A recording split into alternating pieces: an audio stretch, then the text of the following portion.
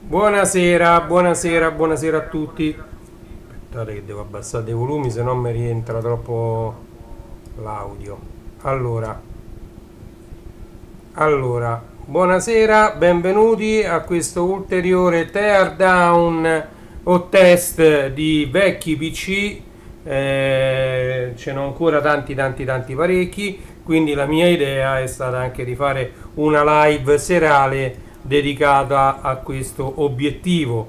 Abbiamo iniziato già questa mattina con una live di poco più di un'ora dove abbiamo fatto, diciamo, il testing di due PC. Uno sembrava il case di un assemblato, ma dentro aveva la scheda madre di un HP Vectra VA8 con un Pentium 3 internamente. L'altro era invece un Dell GX260, molto bello, molto pesante come PC, adesso ce l'ho lì, e dentro c'era un Pentium 4. Abbiamo visto che l'hard disk dava dei problemi perché non veniva riconosciuto dalla scheda madre, quindi quello bisognerà vedere che problemi ha l'hard disk, e vedremo poi che fine fargli fare a questi due PC che ho menzionato. Sono affezionato un po' a tutti e due, per quanto quello che stamattina avete visto, quello con il Pentium 3, c'era scritto Gig Robot, faceva parte della mia rete di PC all'inizio degli anni 2000, ce l'avevo tutti in camera mia, diversi computer. Quello lo assemblai io appunto con una scheda madre di un VA8, quindi pensate un po', ovviamente è venuto fuori da tutto materiale di scarto, e ancora oggi incredibilmente funziona molto bene. Abbiamo visto che c'era installato Windows 2000, abbiamo poi iniziato a parlare dei vari sistemi operativi, dell'evoluzione dei sistemi operativi, abbiamo menzionato Windows 95, Windows 98, Windows 98 SE, che significa Second Edition, non Special Edition come molti pensano, ma Windows 98 SE è Second Edition. Abbiamo parlato molto sommariamente dell'architettura client server, quindi della differenza tra un server e un client. Insomma, abbiamo fatto così diciamo, vi ho introdotto a grandi linee quello che era, diciamo, il mondo delle aziende in quegli anni che si stavano pian piano informatizzando. Ok? Detto questo, io adesso ho messo qui un altro PC, c'è l'etichetta Intel Pentium 3 Inside. Sì, Intel Inside Pentium 3. Se non mi ricordo male, questo dovrebbe essere il computer di mio zio. Allora, vediamo un attimo di passare all'altra visuale. Vediamo se è così, poi questa io la giro. Eccoci qua, la metto un po' più in basso. Così, qui vedete il monitor, e qui come al solito. Allora, io ancora non l'ho attaccato neanche alla corrente questo. Ecco, magari ve lo metto un po' più così, questo. Allora, lo andiamo ad attaccare alla corrente. Questo c'aveva anche l'interruttore dietro all'alimentatore, quindi giriamo l'interruttore, si sono accesi i LED, si è acceso anche il lettore CD, e qui qualcosa ha fatto. Eccola qua, S3 Trio, ho letto, Intel Inside Pentium Processor, Desktop Board, ovviamente questo è della Lemon. Allora, mouse, keyboard detected, USB legacy enabled, CMOS wrong, va bene, c'è la batteria tampone scarica. Allora, qui voi non leggete, ma adesso vi vado a leggere tutto ciò che c'è scritto nel BIOS. Scusate che sto un attimo davanti. Allora, praticamente questo è un Intel Pentium 3 500 MHz con un bus a 100 MHz. C'ha 512 cache di memoria cache e 64 MB di RAM. Allora, andiamo a vedere PCI configuration, IDE configuration, IDE controller. C'ha due hard disk e un CD-ROM. Bene, c'ha due hard disk. Sì, senz'altro questo è il computer di mio zio. Allora, qui è boot, floppy IDE e Atavi CD-ROM. Ok, sì, lasciamo tutto così. Questo, se non mi ricordo male, neanche partiva Windows, vediamo un po'. Intel Desktop Board Pentium 3 ancora funziona, pure questo abbandonato da 15-20 anni, non lo so, da tanti anni. Ecco, sta leggendo dall'hard disk, si è accesa la lucetta dell'hard disk. Intel Inside Pentium 3. Vediamo che sistema operativo parte. Per adesso c'è il, lo vedete anche voi, il cursore che lampeggia. Sta leggendo dal floppy perché ho la lucetta del floppy attiva. Può darsi che il floppy abbia qualche problema. Se io ci metto dentro un floppy,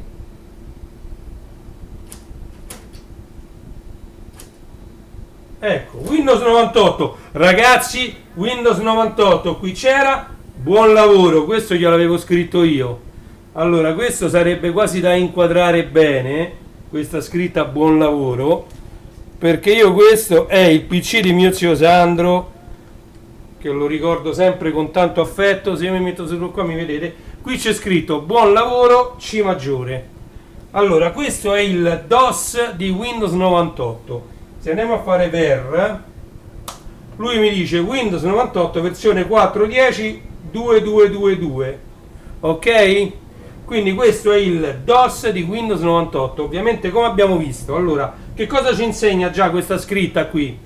Allora, come vi ho detto, Windows 3.1, Windows 3.11 eccetera erano tutti programmi che giravano su MS-DOS, avevano bisogno necessariamente del Microsoft Disk Operating System per funzionare, quindi senza l'MS-DOS Windows 3.11 non poteva funzionare.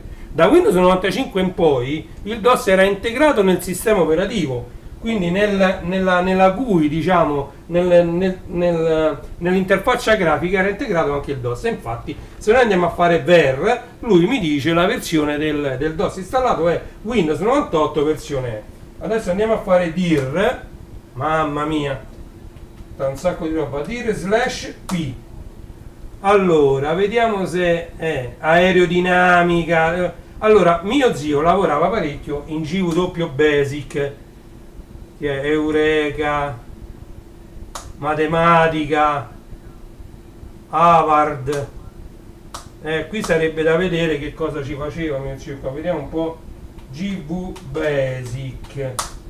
Allora, GW Basic lo carica subito. Allora, K3 è load. Load, che cosa load?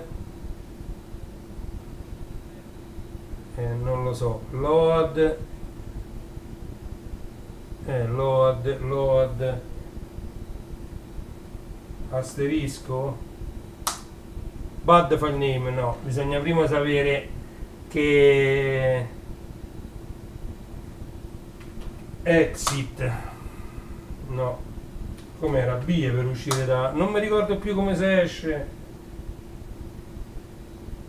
X, no, come si usciva da GW Basic, ragazzi, non mi ricordo. Io lo usai per un po' questo GW Basic, però alla cont save load run list, come si usciva, questo screen, questo puliva lo schermo, ok, non era CTRL Alt Canc e ripartiamo. CTRL Alt Canc se va prima. Ok, qui ricompare ovviamente Intel Desktop Board. Adesso andiamo a vedere Win, così vediamo da Windows i nomi dei file. E c'è Windows 98 qui sopra, ragazzi, amici. Qui stiamo andando ancora più indietro nel tempo.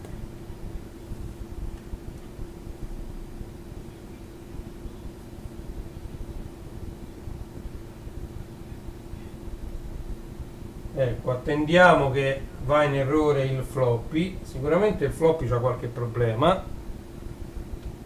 Allora, questo era un Lemon computer, il PC di mio zio Sandro che ci lavorava in GW Basic. Eccolo qua, Windows 98, buon lavoro. E io qui scrivo Win e parte Windows 98. Dovrebbe anche metterci pochissimo a partire Windows 98. Sta caricando, eccolo qui, Windows 98. Ha rilevato il nuovo monitor. Mazza, molto buona pure la scheda video perché sta a una risoluzione molto alta. Monitor plug and play, va benissimo. Ok. Vabbè, il drive non funziona, su, dai, che si è rotto, rimane acceso. Ok, connessione remota era fatta col modem. D'Alessa, era mio zio Alessandro D'Alessandro, e usava Tele2. Quindi cmonitor.info lo va a installare.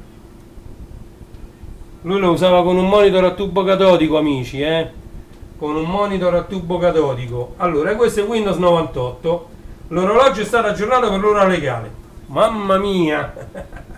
Controllare l'ora, sì sì, è giusto. Berlino, Vienna, sì sì, Roma, Amsterdam, vabbè. Ok, stiamo per vedere la schermata di Windows 98 così come è stata abbandonata. Eccolo qua, menu start sopra e poi c'è qui risorse del computer. Purtroppo voi vedete male perché la telecamera è settata male. E mamma mia, gira. Qui c'era per fare le fotocopie con una all-in-one scanner e poi c'era le fotocopie e la stampante HP, casella degli strumenti HP. Ok, allora andiamo a vedere su C. Capacità 7 giga. La miseria. Fami.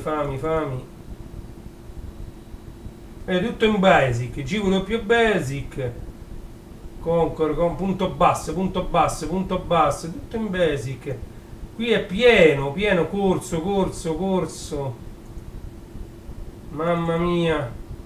Io questo mi dovrei fare una copia di tutta sta roba. Purtroppo qui c'è Windows 98, le USB neanche le riconosce, non ci posso mettere la pennetta USB.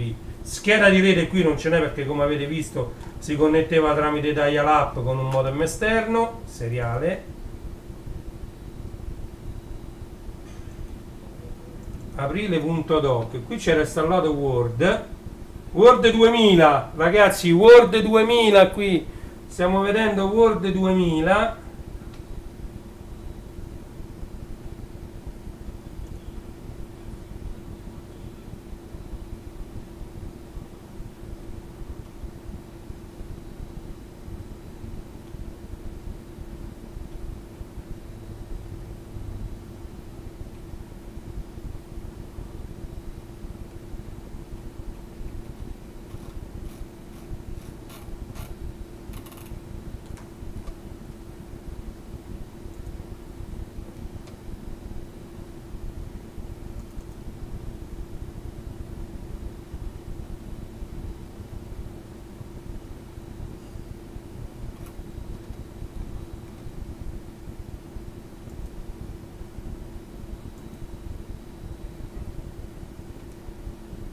Il disco D è praticamente vuoto. Andiamo a vedere le proprietà. Ammazza, un 80 giga utilizzato 229k. Questo non è male il disco secondario, è 80 giga IDE. Mamma mia, 80 giga IDE. È tanta roba. Normalmente si usavano i 20 giga IDE. E il disco C invece da quant'è? Vediamo un po'. È 8 giga. Il disco D è 10 volte più grande del disco C. Tra l'altro questo è fatto a 32. Voi vedete male le finestre che si aprono.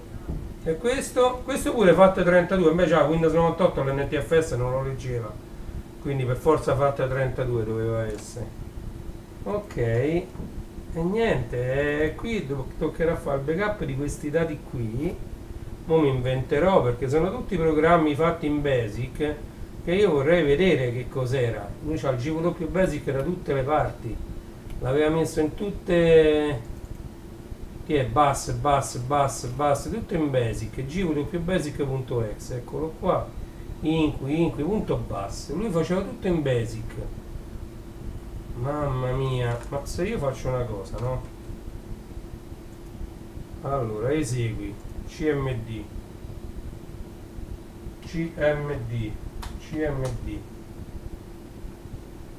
command,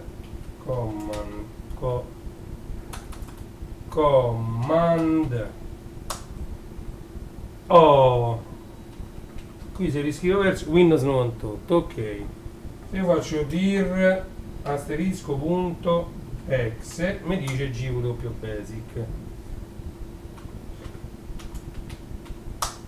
Allora, adesso noi possiamo andare a caricare uno di questi programmi.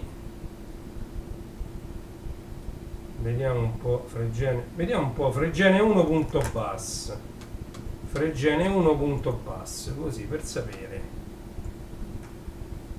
Allora, K3 Fregene 1.bus, ok, poi K1 list, K2 run. Allora, somme versate per Fregene 5782 25 in data 211 82 15, in data 32 83 15, in data 29 totale 87, ammontare del mutuo 29, totale generale 116, di cui 58 versati da Lilli, il mutuo di Patrizia. Hai capito? Altre spese in controllo al 50% Lilli e Patrizia, mobili, terrazzo, mobili, fino, totale lire 6 milioni. E poi per uscire load. Ah, ok, è uscito. Adesso che i due run,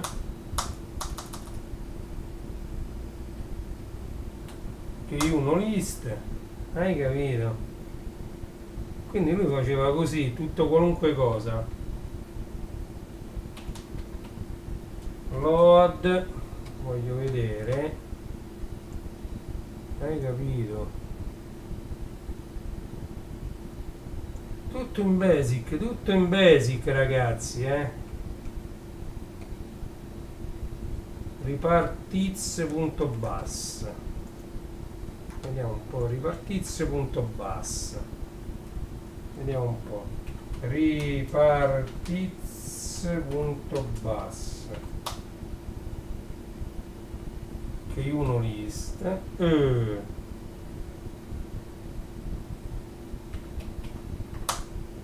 ripartizione delle spese, ascensore, via, vabbè, break in 10, che uno list, ma adesso invece vorrei vedere le date di questi programmi molto belli da vedere tutti, me li voglio vedere tutti. Impossibile chiudere il programma? Sì, chiudi tutto. Allora, visualizza dettagli, questo è rimasto invariato su tutti, 93, tutta questa roba è tra il 93, 94 e 95, qualche cosa del 95, comunque 90, 93, 94, 95, tutta roba DOS di quegli anni lì, amici. Allora, questo PC direi che non viene smembrato assolutamente, resta così, visto che funziona benissimo. Chiudi sessione, arresta il sistema. Allora, quindi abbiamo visto che questo PC funziona benissimo e dentro ci sono tutti i dati di mio zio. Allora, ne vado a prendere un altro.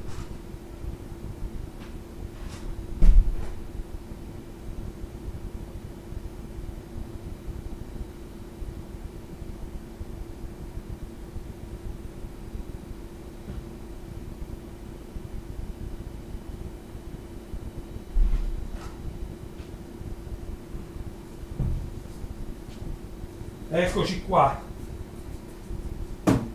con un altro PC. Non ha chiuso la sessione? Gli facciamo chiudere noi la sessione, non l'ha chiusa. Ah, c'è ancora il dischetto qui che sta. Purtroppo sto PC qua c'ha il dischetto che c'ha problemi, c'ha il floppy. Ecco, ora si sta spegnendo.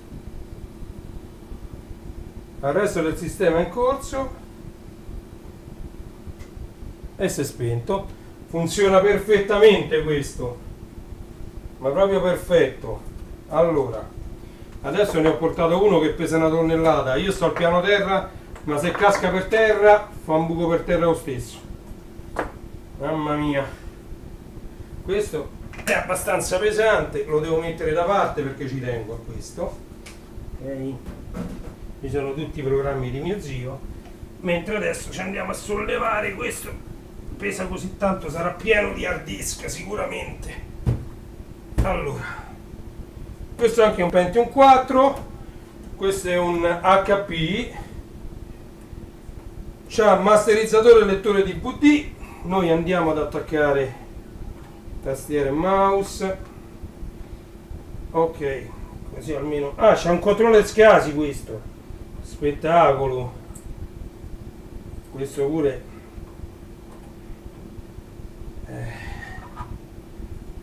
questo vediamo un po'. Questo, avendo un controller SCSI dentro c'erano altri dischi SCSI. Meno 3, 2, 1. Ecco, si è acceso e lampeggia la lucetta rossa. Allora, quindi questo, per aprirlo adesso vi faccio vedere come si fa. Si stacca innanzitutto la corrente, poi questi erano molto semplici da smontare, vanno messi su un lato, ok, e poi c'è, ecco, si apre così lo sportello. Allora, dentro c'è, come ho detto, un controller SCSI, c'è un sacco di RAM qua dentro, ci sono 1, 2, 3 hard disk, di cui uno è serialata, c'è il floppy e c'è anche la CPU. Ma questo c'ha tutti i condensatori esplosi, non gli si fa più niente a questo. La scheda madre c'ha tutti i condensatori esplosi. E allora questo noi possiamo fare il tear down di questo qui, Questo purtroppo tutti i condensatori che sono intorno alla CPU sono tutti esplosi, quindi questo non funzionerà più a meno che uno non si metta a fare un recap totale della scheda madre, ma non converrà mai fare un recap di una scheda madre di questi qua. Vedete? Non ce la fanno questi condensatori. No, perché va in errore la CPU. Va proprio in errore la CPU. Che peccato, ragazzi. Va bene. Allora ne approfittiamo, così vi faccio vedere come si fa il tear down. Tra l'altro qui c'è anche una scheda SCSI e almeno uno l'abbiamo smembrato. Allora, questi PC erano famosi perché diciamo lavoravano quasi senza viti, nel senso che una volta staccati tutti i cavi, quindi procediamo alla prima fase che è staccare tutti i cavi. Poi questi sono tutti hard disk che io voglio andare a provare, a cercare quello che c'è dentro, perché sicuramente c'è materiale mio. Allora, questo piattina IDE, scusate, non vedo da dove sto inquadrando. Ecco, questa è la piattina IDE, prima piattina IDE. Poi questa è l'alimentazione, 1 Molex. Allora, l'alimentatore sicuramente funziona. Questi sono i Molex e il serialata attaccati. C'erano 2 Molex per gli hard disk IDE e 2 connettori di alimentazione per il serialata. Allora, come vi ho detto, per staccare l'hard disk è semplicissimo, eccolo qua, rimane in mano senza aver svitato una vite. Io ancora non ho preso il cacciavite, quindi faccio così e levo anche questo. Allora, questo è un Maxtor 160 giga che non è male, 160 giga questo Maxtor. Questo è hard disk 2004, questo sarà un 40 giga. 40 giga, questo pure si potrebbe pure utilizzare. Allora, procediamo con la rimozione. Ecco, questo per esempio è il connettore serialata, cavetto serialata, non so se lo vedete, cavetto serialata, ok, è quello rosso piccolino. Andiamo a levare Molex e poi andiamo a staccare il secondo IDE e il drive, ok. Allora ho praticamente isolato tutte le periferiche dalla scheda madre. Allora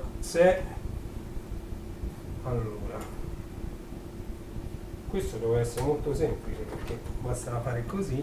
È ovvio. Allora leviamo il frontalino. Il frontalino ci sono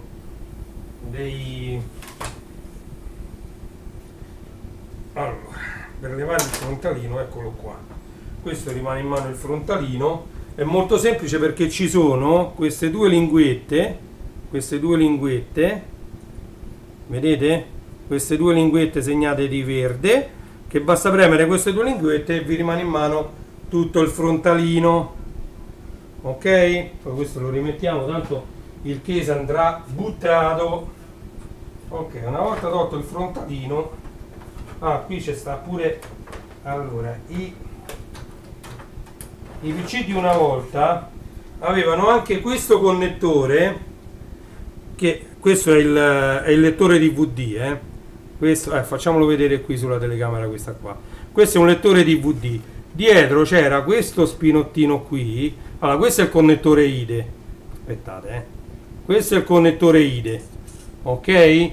Poi c'è Master Slave Cable Select e qui accanto, qui è la corrente, qui prendeva corrente, qui, e qui accanto era l'uscita audio analogica che una volta veniva adoperata, ok.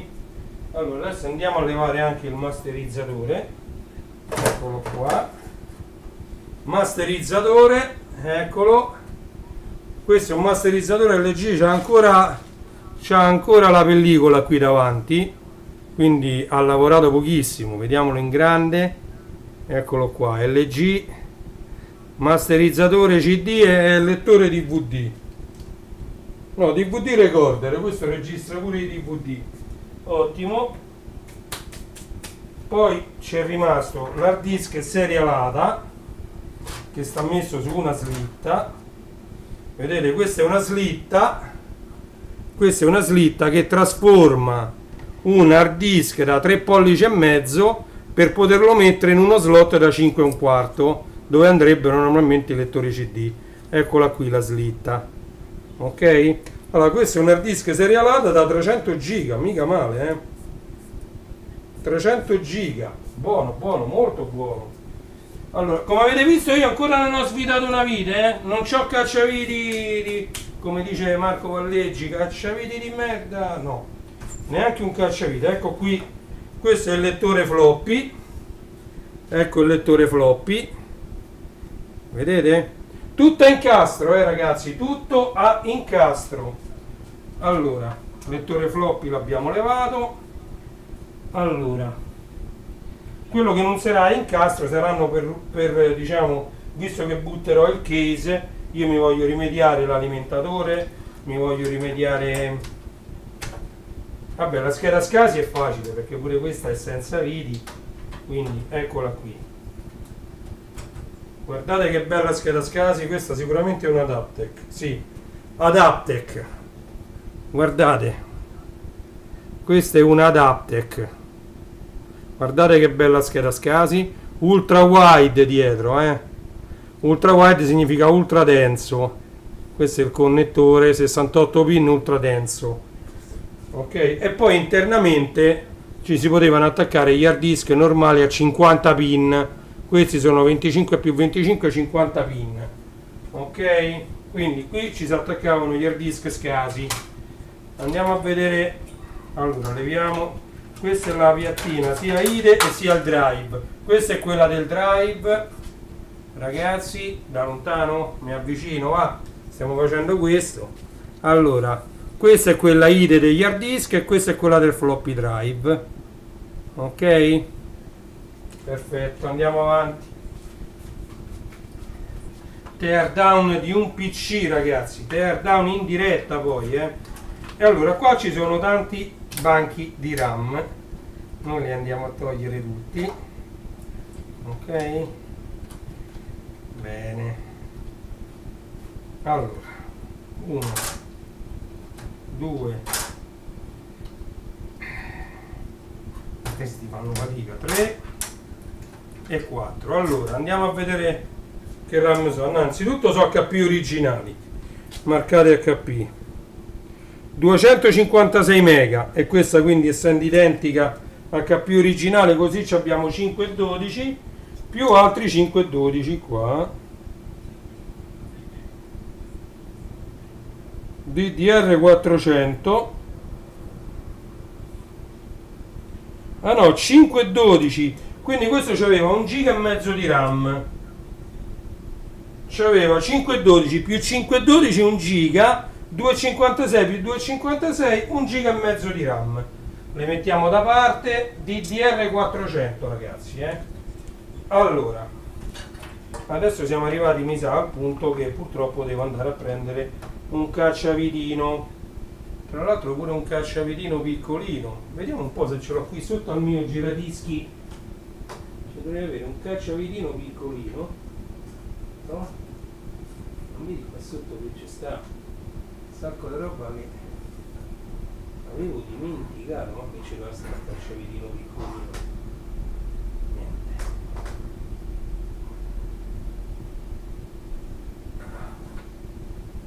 Ok, andiamo a prendere di qua, vediamo se ci riusciamo con un cacciavitino di questi.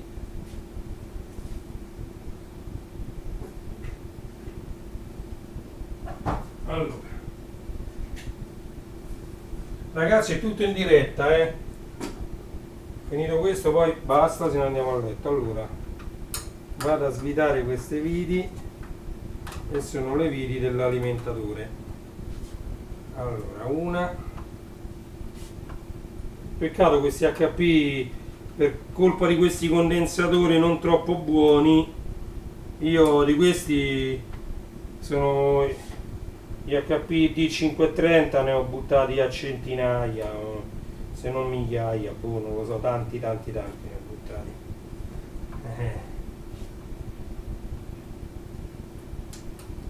Peccato, la colpa è di questi condensatori. Adesso vi farò vedere, magari la telecamera ce la farà.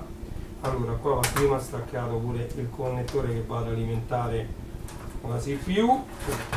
Allora, vi faccio vedere, questo è l'alimentatore, come vedete, opla, non so se si legge, è marcato Compaq, perché la Compaq venne acquisita dall'HP, quindi è molto facile vedere. Salve Giuseppe, benvenuto a questa live così strana, Sto facendo il teardown di vecchi PC. Prima ho acceso un PC dove c'era Windows 98, però perfettamente funzionante, l'ho lasciato così. Questo purtroppo ha tutti i condensatori da cambiare, quelli che stanno intorno al processore, e quindi lo sto smembrando. Ci ho trovato 3 hard disk, ci ho trovato 4 banchi di RAM, un totale di 1,5 giga.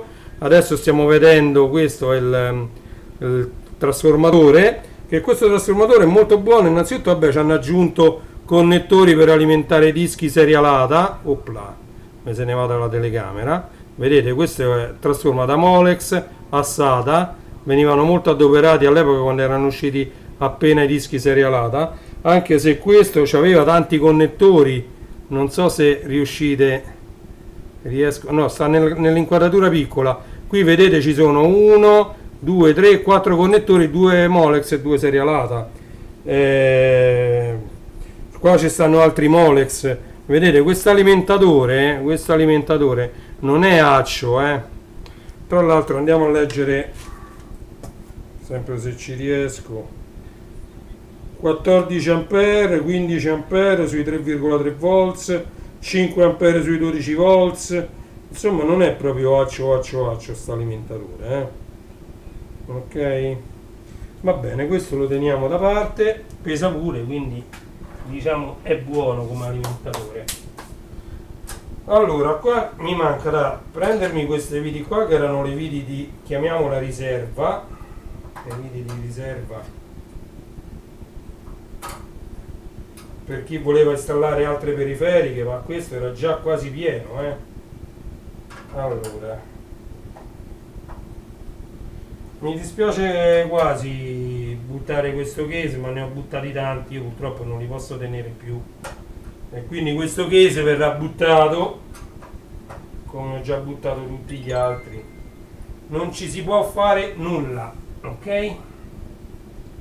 Dai, tanto 10 minuti penso abbiamo finito la diretta e io ho finito di disassemblare questo vecchio PC.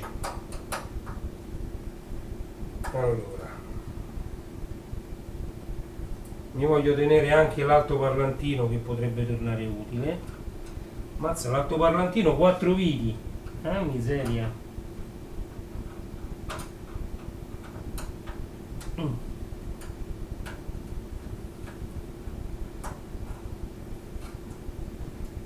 Allora, l'HP faceva questi PC completamente senza viti per quanto riguarda tutto ciò che era sostituibile. L'altoparlantino loro non è previsto che va sostituito, perché questo che vuoi che si rompa.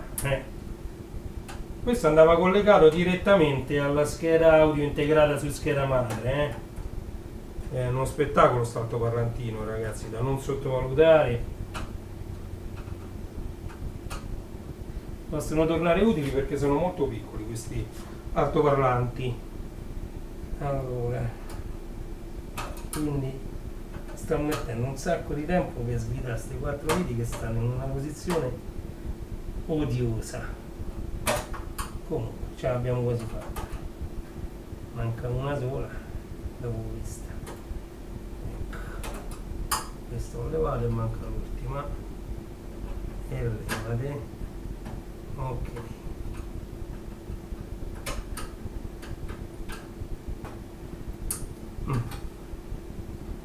ok, e abbiamo levato anche l'ultima. Questa ancora di tutto attaccare. Allora 1 2 3 e l'altoparlante è ridotto un po' male, però la membrana non sembra rotta, quindi lo teniamo. Ok, andiamo a finire di svitare queste 3 2 5 viti. Tra l'altro la HP, queste sono viti che sto svitando, sono nere, ok? Purtroppo occupano troppo spazio, ne avrò buttate anche io a decine, lo so. Soprattutto questi, io ho buttato pure i portatili, quindi pure i portatili che occupano molto meno spazio, ma soprattutto di questi, io di questi D530 ce ne avrò ancora un'altra decina, E se hanno fatto tutti quanti la stessa fine di questi e di quell'altro che ho buttato già, che io già ho fatto, ne ho buttati tanti con lo stesso identico problema, tutti quanti presentano lo stesso problema. Si gonfiano questi condensatori intorno alla CPU e ovviamente non funzionano più per niente, zero.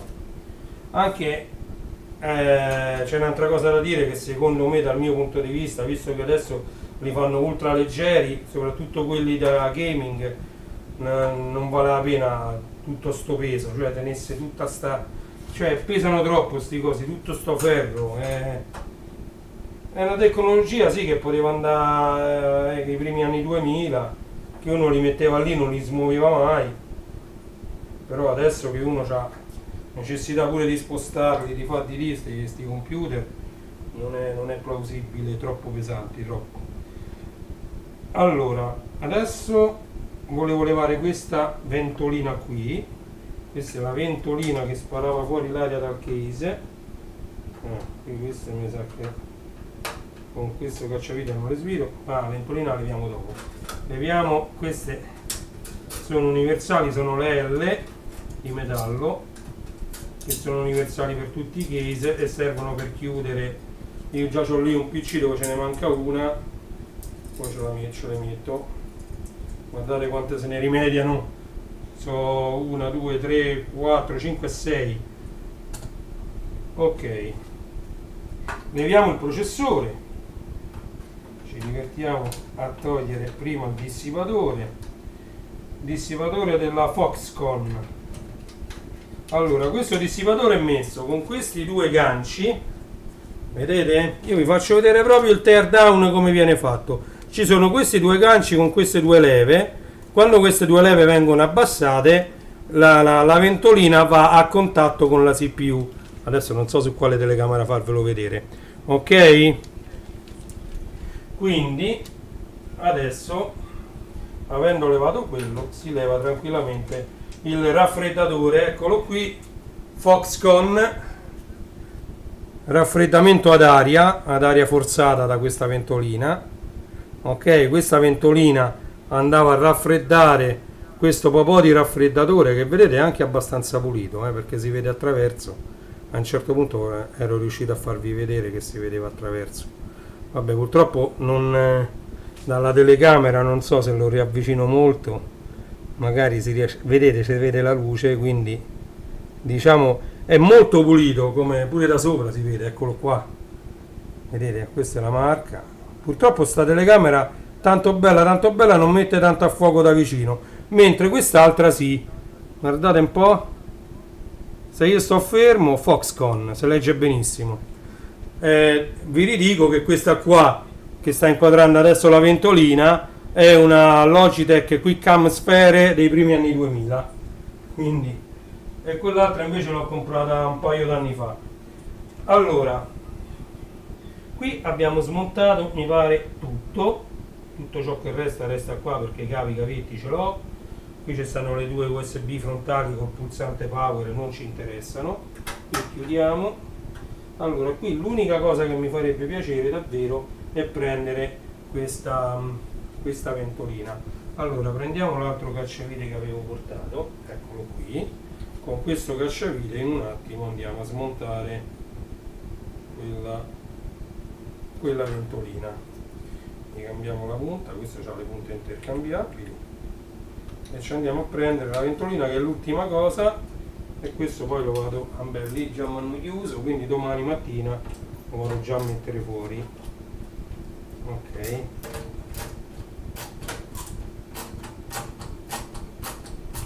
questo è a cricchetto,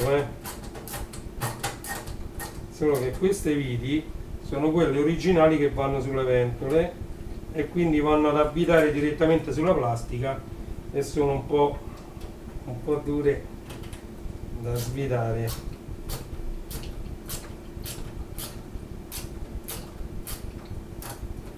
Ok, abbiamo quasi finito,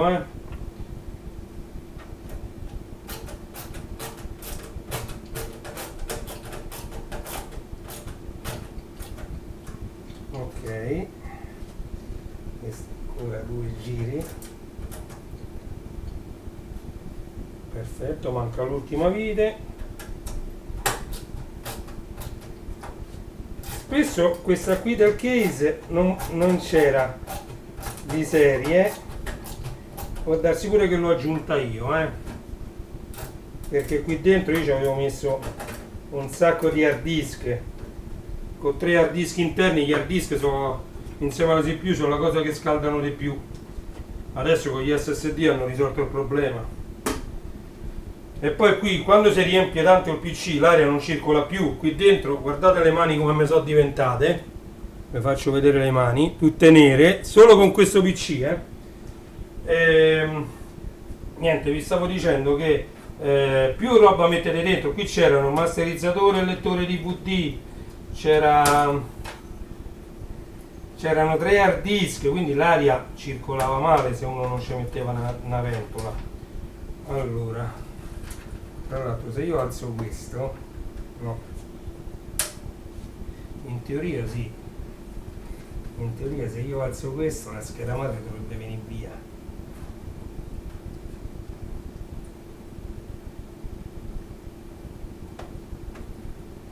Non mi ricordo com'era qua. Uno spingi, no, e tira. No, secondo me alza e tira. sì, mi ricordavo bene. Allora, questa è la scheda madre. Vabbè, il processore adesso me lo prendo, però allora voglio farvi vedere. Vedete questi condensatori qui? Questi sono tutti esplosi, vedete? Tutti quanti, tutti fino a qui, fino a questo, vedete, tutti esplosi. Tutta questa catena qui di condensatori sono tutti andati, tutti completamente andati, e questo non si può risolvere se non facendo un recap, ma su queste schede madri così vecchie non conviene. Allora uno fa così, tac, per ricordo si prende il processore, ripeto, questo è un Pentium 4, guardate, processore Pentium 4, scusate le mani sporche, ma ecco, poi lo andrò a pulire dalla pasta termica e questo andrà a finire senz'altro nella mia vetrina, ok? E poi basta. Qui è tutto il resto, è tutto da buttare, tutto. Quindi allora andiamo a vedere dietro. Ecco, una cosa che non voglio buttare magari è questo, perché magari se c'è un'altra scheda madre questa mascherina mi può essere utile. Guardate come era fatto questo PC. Allora, qui colorati, allora partiamo da qui, colorati, questa è la scheda audio, quindi ingresso microfono, ingresso linea e uscita casse. Subito accanto c'è la presa di rete e 4 belle USB, poi qui sopra c'è la parallela, qui sotto è la VGA, accanto la seriale, poi qui c'è mouse e tastiera PS2 come abbiamo visto, e accanto un'ulteriore seriale aggiuntiva con il cavetto che andava attaccato alla scheda madre, ok? Guardate, opla, qui questa è la seriale aggiuntiva, la seconda seriale. Per quanto riguarda i controller on board, c'aveva parecchi banchi di RAM, perché ce n'aveva 4, come vedete vanno a coppia, 1, 3, 2, 4, ok, quindi vanno popolati con RAM uguali per il parallel tasking delle RAM, per utilizzare il dual channel.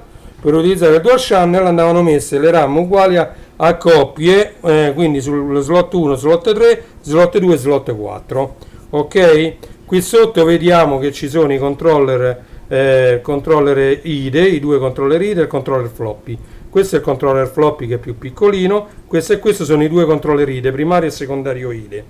Poi ci sono due serialata, eccole qua, due porte serialata. Ricordiamo che a ogni serialata si può attaccare un solo hard disk.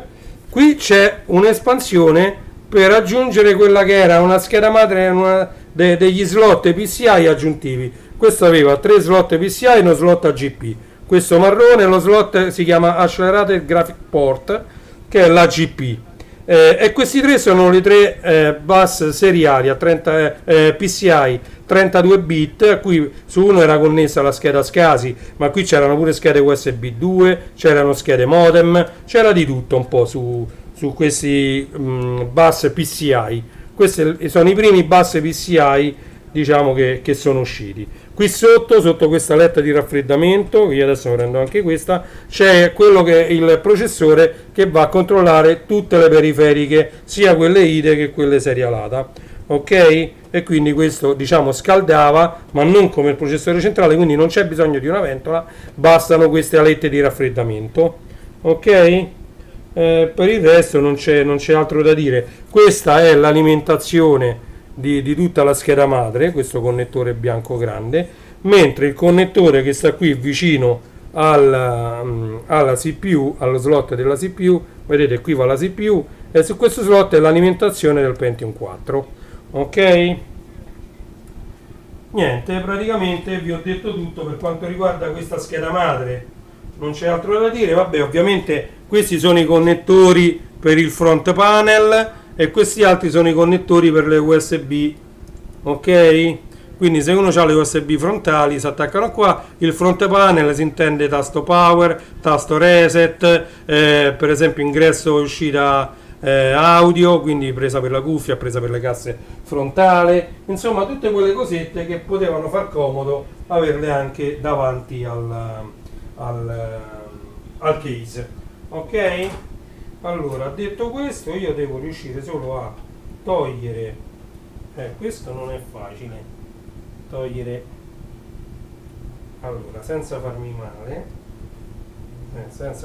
quello non è facile. Vado a prendere una pinzetta, va, prendiamo una pinzetta.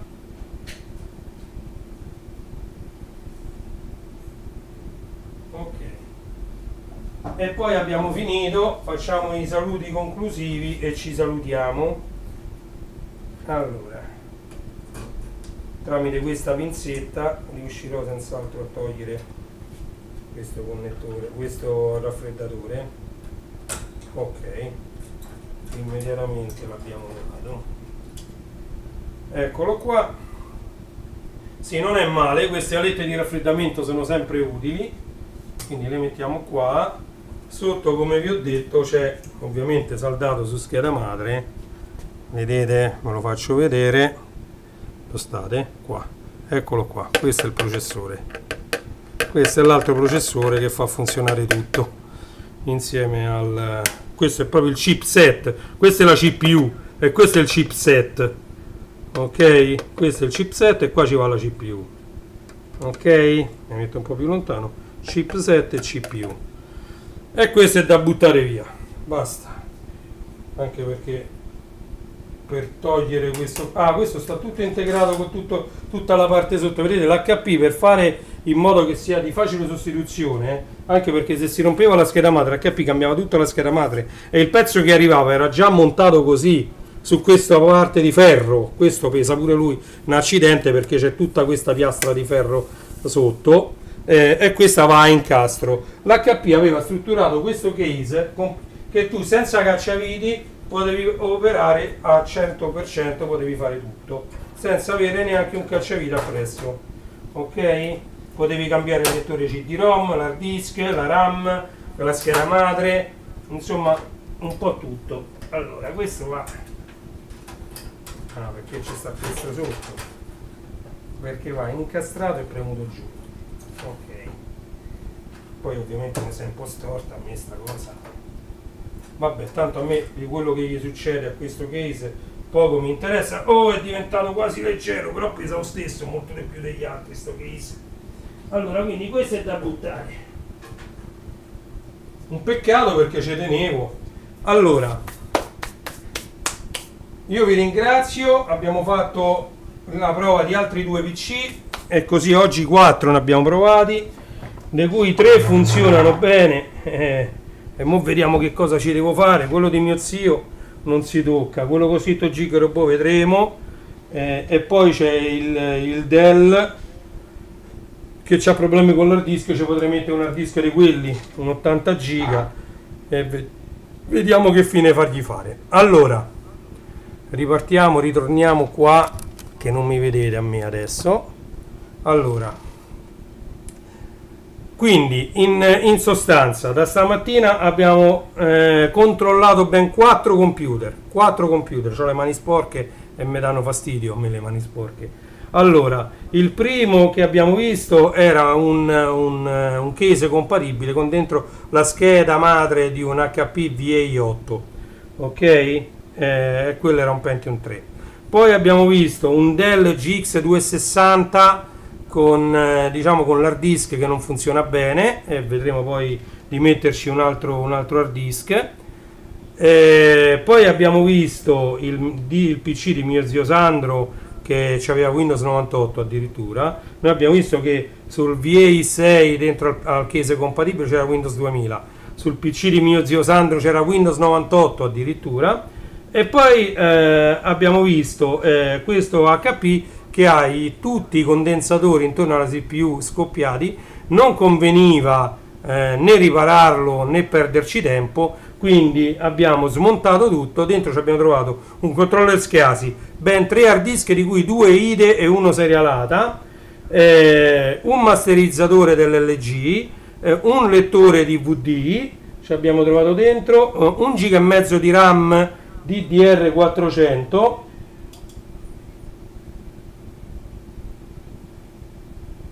Non te vedo perché stavi su Twitch con G, purtroppo restream è un casino. Allora, poi che altro c'era da dire? Ci abbiamo levato la ventola della CPU, la CPU che era un Pentium 4, e abbiamo levato la letta di raffreddamento per il chipset. Ok, il case pesava 1 tonnellata. Abbiamo visto come l'HP lavorava screwless, sì, praticamente senza viti. Le viti praticamente non dovevano essere utilizzati perché questi PC dovevano essere riparati in tempo reale, nel minor tempo possibile, e quindi lavorare tutto a incastro era la soluzione migliore. Quindi gli ingegneri dell'HP hanno progettato questi case per poter essere aperti e i pezzi sostituiti senza cacciaviti. Ok, detto questo, non mi rimane, sono le 23:13 di questo 9 giugno 2022. Io vi saluto, vi ringrazio di aver visto anche quest'altra live. Vi lascio con la sigla finale, se la trovo. Non la trovo. Sì, c'è. Vi lascio con la sigla finale, vi invito ad iscrivervi al canale YouTube, ad attivare la campanella, perché io quando ho 5 minuti faccio le dirette. Adesso devo correre perché ho questi 50 PC sul groppone, va liberata casa e quindi andrò abbastanza spedito. Sicuramente domani in mattinata farò un'altra live. Ok? Grazie mille per chi vedrà, per chi ha visto questa live, grazie mille a chi la vedrà in differita, perché questa rimarrà memorizzata all'interno di YouTube, quindi la troverete sempre lì. Quindi grazie anche a voi, un saluto a tutti e buona serata da Reni Retro. Grazie a tutti, a presto, ciao a tutti.